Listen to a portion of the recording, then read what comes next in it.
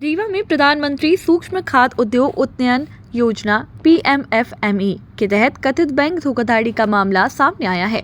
आर्थिक अपराध प्रकोष्ठ EOW ने आरोप लगाया है कि पति पत्नी समेत कई लोगों ने कथित रूप से फर्जी दस्तावेज और प्रोजेक्ट रिपोर्ट के आधार पर पंजाब नेशनल बैंक से 31,50,000 रुपए का ऋण प्राप्त किया। जांच में आरोप है कि जिस आइसक्रीम फैक्ट्री के नाम पर लोन लिया गया वह केवल कागजों में ही मौजूद थी।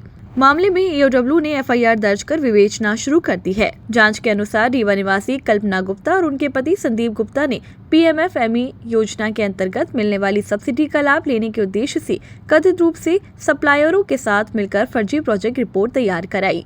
इस रिपोर्ट के आधार पर पंजाब नेशनल बैंक की व्यंकट रोड शाखा से आइसक्रीम फैक्ट्री स्थापित करने के लिए 31,50,000 रुपए का ऋण स्वीकृत कराया गया। EOW की जांच में आरोप है कि ऋण की राशि से फैक्ट्री स्थापित नहीं की गई। बैंक के निरीक्षण के दौरान मौके पर कोई आइसक्रीम फैक्ट्री संचालित नहीं मिली। जांच एजेंसी का दावा है कि मशीनों की आपूर्ति भी नहीं की गई और ऋण की राशि का कथित रूप से अन्यत्र उपयोग किया गया। मामले में EOW ने Kalpana Gupta, Sandeep Gupta, Ramesh Kumar Singh, proprietor Rudransh electronic and machinery, Santosh Kumar Verma, proprietor Aurobindo tech infra, Ankita Singh सहित अन्य संबंधित व्यक्तियों के खिलाफ भारतीय न्याय संहिता BNS की धारा 318(4) और 61(2) के तहत अपराध दर्ज किया है। ये बिल्कुल एक अपराध पंजीबद्ध हुआ है। इसमें मूल रूप से एक योजना है केंद्र सरकार की PMFME। इस योजना के अंतर्गत शासन से 10 लाख रुपए तक की सब्सिडी का प्रावधान है। इसमें मूल रूप से जो फूड प्रोसेसिंग इंडस्ट्री है उससे रिलेटेड अगर आप कोई फैक्ट्री या इंडस्ट्री चलाते हैं और सक्सेसफुल उसको दो साल या 3 साल तक रन करते हैं तो फिर आपको सब्सिडी रिलीज होती है।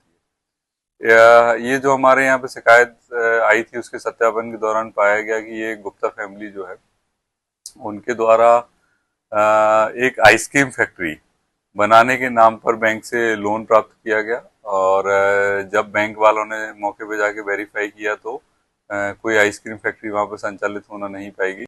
सप्लायर उससे मशीन जो है इनको संबंधित जो फैक्ट्री चलाने वाले लोग हैं उनको मशीन देंगे।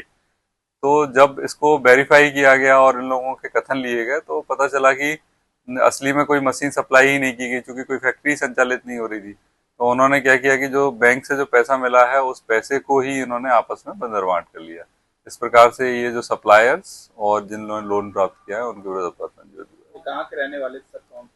ये अधिकतर लोग यहीं रीवा के रहने वाले हैं और इसमें जो सप्लायर्स हैं वो भी यहीं रीवा या उसके आसपास के एरिया के हैं।